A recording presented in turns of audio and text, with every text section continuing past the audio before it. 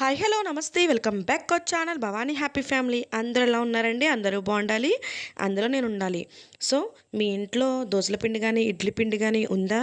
So వెంటనే ఏం ఆలోచించకుండా తక్కువ నూనెతో చక్కగా మనకి హెల్తీగా బ్రేక్ఫాస్ట్ అయితే చేసేసుకుందామా? సో దానికి నేనైతే దోశ బ్యాటర్ తీసుకున్నాను, అంటే దోసల పిండి తీసుకున్నాను. మీరు ఇడ్లీ పిండి అయినా తీసుకోవచ్చు దీని ప్లేస్లో. తర్వాత తురుముకున్న క్యారెట్, కొత్తిమీర, ఉల్లిపాయ, జీలకర్ర, ఆవాలు, నూనె, పచ్చిమిరపకాయలు, సాల్ట్ అంతేనండి. వేసుకుంటే కనుక మీరు సోడా కూడా వేసుకోవచ్చు, కొంచెం అంటే మీకు చక్కగా ఉబ్బినట్లు రావాలంటే. సో నాకు అదేమీ అక్కర్లేదు అనేసి నేనైతే వేసుకోలేదు, అయినా చాలా బాగుంటాయి అన్నమాట. సో చక్కగా డైటింగ్ చేసే వాళ్ళకి ఎవరికైనా సరే ఇదైతే చాలా బాగుంటుంది. అంటే బజ్జీ తినాలి అని క్రేవింగ్స్ ఉన్న వాళ్ళకి సో ఇదైతే బాగుంటుంది అనమాట. సో నా స్టైల్లో ఎలా చేసేలా చూసేద్దామా? గుంత పొంగడాలంటే అందరికీ వచ్చేది ఈజీ ప్రాసెస్సే కాబట్టి అని అనుకుంటారు. సో ఒక్కొక్కరితో ఒక స్టైల్ కాబట్టి చూసేద్దాం.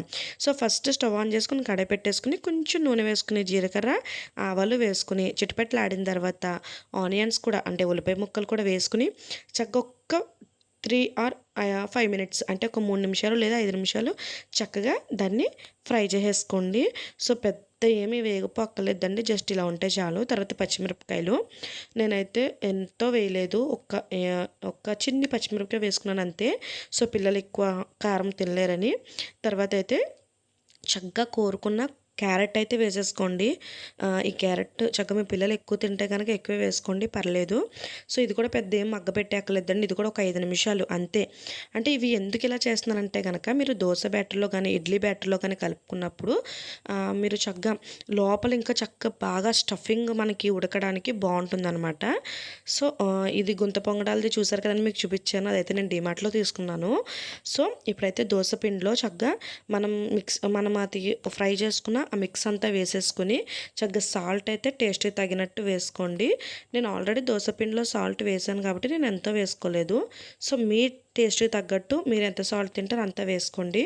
తర్వాత వచ్చేసి కొత్తిమీర అయితే నేను వేసుకున్నాను, మీకు అవసరమైతే కరివేపాకు అలాగే వంట సోడా, సో అవన్నీ కూడా వేసుకుని చక్కగా కలిపేసుకున్నాలి. తర్వాత ఇంకేముంది, స్టవ్ మీద చక్కగా మనం ఈ గుంత పొంగడాలు వేసుకునే ఇది పెట్టేసుకుని ఒక్కొక్క 2 బొట్లు చొప్పున ఆయిల్ వేసుకొని సరిపోతుంది, ఎక్కువ ఆయిల్ ఏం పీల్చుకోదు ఇది.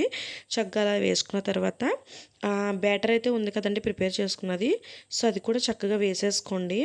ఎక్కువేం వేసుకోవద్దండి, నిండా వేసుకోవద్దు, కొంచెం ఉబ్బినట్లయితే కనుక పైకి వస్తాయి కాబట్టి కొంచెం కొంచెం వెళ్తుండేలాగానే వేసుకోండి. నేను ఇప్పుడు ఎలా వేసాను అలాగా.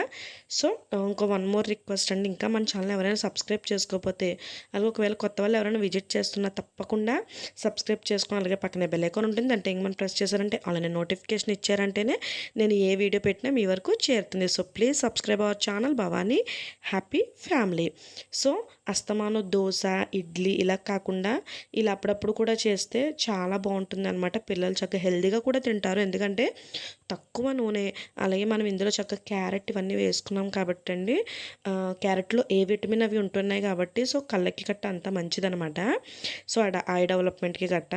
సో చక్కగా చూసారు కదండి, చక్కగా వేగిపోయినాయి. ఆ టైప్ సైడ్ అయితే ఈ టైప్ కొంచెం ఈ టైప్ సైడ్ అయితే టర్న్ చేసుకోవాలి. సో ఇదైతే నేను తీసుకున్నది డిమార్ట్లో తీసుకున్నానంటే చాలా బాగుంటుంది, పెద్ద ఆయిల్ కూడా ఏం పీల్చుకోదు. చక్కగా నేను వేసిందే లెస్ ఆయిల్, మీరు చూసారు కదా, ఒక్కొక్క బొట్టు 2 బొట్లు వేసినట్టు వేసాను, అయినా అది కూడా ఇంకా పీల్చుకోలేదు చూసారా. సో తర్వాత అయితే అటు సైడ్ టర్న్ చేస్తున్నాను కదండి, చక్కగా అయితే వేగిపోయినాయి. నేనైతే ప్లేట్లోకి అయితే తీసేసుకుంటున్నాను. సో ఫస్ట్ నుంచి మీకు చూపించలేదు అనమాట. సో నేను ఇంకా కొంచెం గార్నిష్లో రావాలనేసి ఉల్లిపాయ ముక్కలు కొత్తిమీర ఇలా అయితే పెట్టాను అనమాట. మా పిల్లలైతే టమాటా కెచప్ వేసుకుని సూపర్గా ఎంజాయ్ చేశారండి. మా బాబు రియాక్షన్ చూడండి, భలే పెట్టాడు వాడు చక్కగా. సో మీకు నచ్చినట్లయితే కనుక లైక్ చేయండి, షేర్ చేయండి, కామెంట్ చేయడం మర్చిపోవద్దు, అలాగే సబ్స్క్రైబ్ చేసుకోవడం మర్చిపోవద్దు.